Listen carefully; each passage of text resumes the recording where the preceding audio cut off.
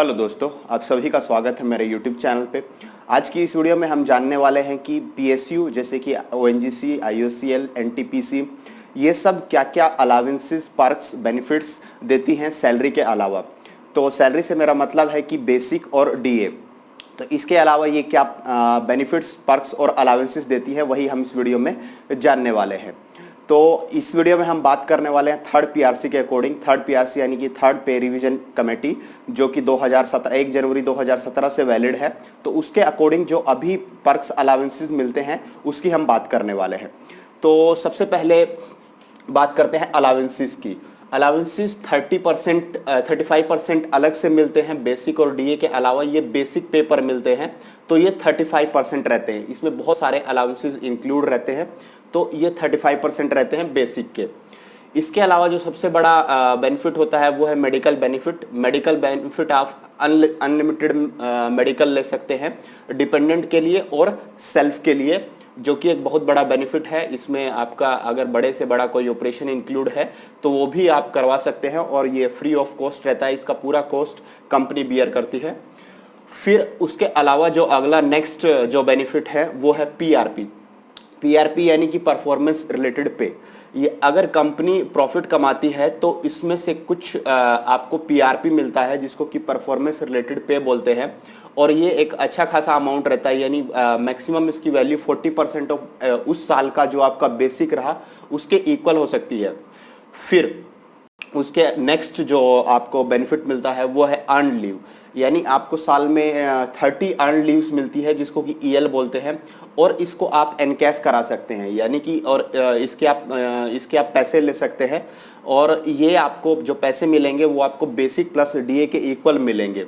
और इसको आप इकट्ठा भी कर सकते हैं, एक्यूमुलेट भी कर सकते हैं। और 300 तक इसको मैक्सिमम आप एक्यूमुलेट कर सकते हैं, इकट्ठा कर सकते हैं।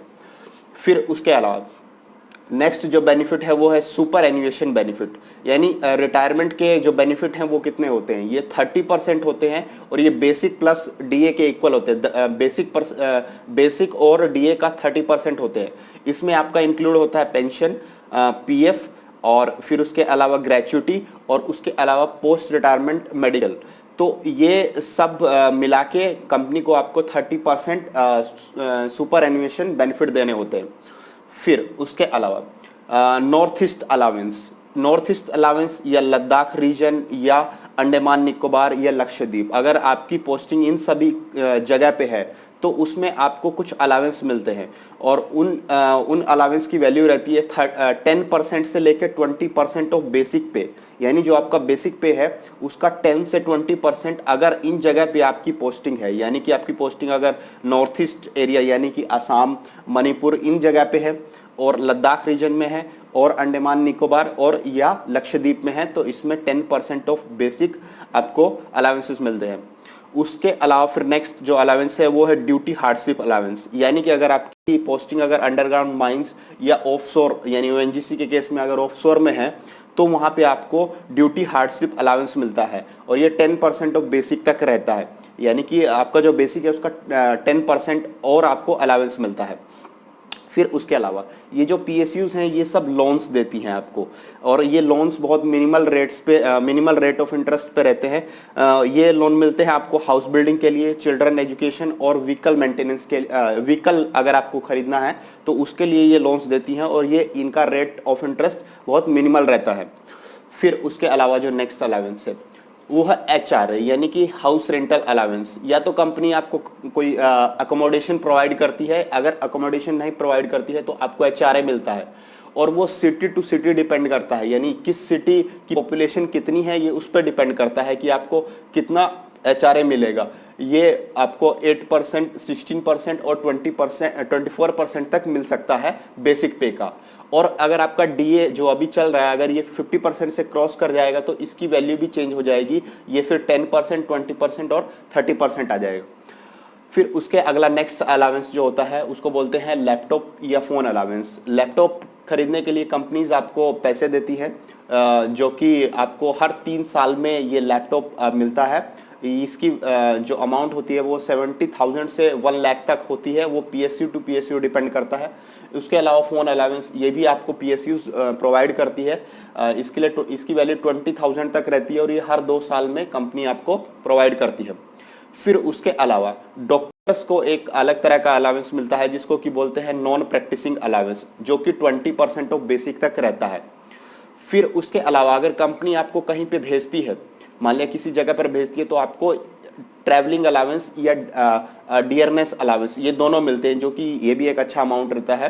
ट्रैवलिंग अलावेंस और डियरनेस अलावेंस तब दिया जाता है जब कंपनी आपको किसी दूसरी जगह पर भेजती है।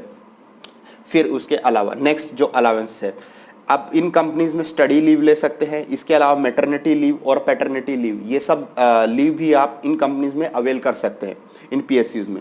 इसके अलावा जैसे कुछ पीएसयूज ने इन्हीं अलावेंसेज में सब अलावेंसेज को इंक्लूड कर दिया है, लेकिन कुछ पीएसयूज ने क्या किया है कि कुछ इसके अलावा भी कुछ अलग से अलावेंसेज रखे हैं। जैसे कि अगर हम ओएनजीसी की बात करें तो इस जो ये 35% अलावेंसेज है, इसके अलावा कुछ अलावेंसेज रखे हैं, जैसे कि बैग अलावेंस अलग से दिया जाता है, वहाँ पे ड्रेस अलावेंस जो कि एक अच्छा खासा अमाउंट 30,000 तक रहता है, ये एक अलग से दिया जाता है। उसके अलावा स्पेक्टिकल्स अलावेंस ये अलग से दिया जाता है। व्हीकल मेंटेनेंस अलावेंस ये भी एक, मतलब कई पीएसयूज ने इसी में सब अलावेंसेस को इंक्लूड कर दिया है, लेकिन ओएनजीसी ने क्या किया है कि ये सब अलावेंसेस अलग से रखे हैं। यानी कि व्हीकल मेंटेनेंस अलावेंस जो कि 10,000 तक अमाउंट रहती है, वो अलग से प्रोवाइड करती है। उसके अलावा जो कंपनी कहीं पर भी आपकी ट्रेनिंग कराती है, किसी भी ऑर्गेनाइजेशन में या कहीं भी किसी भी इंस्टीट्यूट में, तो पूरा का पूरा जो कॉस्ट है वो ऑर्गेनाइजेशन द्वारा बियर किया जाता है। यानी उसमें आपको कुछ नहीं देना होता है, वो पूरा का पूरा ट्रेनिंग कॉस्ट ऑर्गेनाइजेशन बियर करता है। फिर इसके अलावा और क्या चीज है हमारे पास, इसके अलावा जो आपका डीए रहता है, जो आईडीए रहता है, मतलब कि इंडस्ट्रियल डियरनेस अलावेंस जो रहता है, वो हर 3 मंथ्स पे रिवाइज होता है, हर 3 महीने बाद वो रिवाइज होता है। इसके अलावा हर ईयर यानी एवरी ईयर आपको 3% आपका जो बेसिक है उस पर आपको इंक्रीमेंट मिलता है। और अगर किसी साल में आपका प्रमोशन हुआ है तो उस साल आपको दो इंक्रीमेंट मिलते हैं। यानी एक तो आपका जो ये ईयरली इंक्रीमेंट रहता है वो मिलता है, और एक जो आपका प्रमोशनल इंक्रीमेंट है वो आपको मिलता है, तो उस साल आपको 2 इंक्रीमेंट मिलते हैं। और इसके अलावा एक और चीज है कि जैसे अभी हम थर्ड पीआरसी पे बात कर रहे हैं, यानी कि ये 2017 यानी 1 जनवरी 2017 से लगा है। तो जैसे आपको पता है पीएसयूज का जो पे स्केल है वो हर 10 साल के बाद रिवाइज होता है। तो यानी कि जो पीआरसी होता है वो हर 10 साल के बाद आपका रिवाइज होता है। यानी अभी 2017 में हुआ है, तो नेक्स्ट जो पीआरसी होगा वो 10 ईयर यानी कि 2027 में होगा। तो ये सब अलावेंसेस हैं जो पीएसयूज में आपको मिलते हैं, सैलरी यानी बेसिक और डीए के अलावा। इसके अलावा अगर आपको इससे रिलेटेड कुछ और जानना है तो आप कमेंट में जान सकते हैं। Thank you.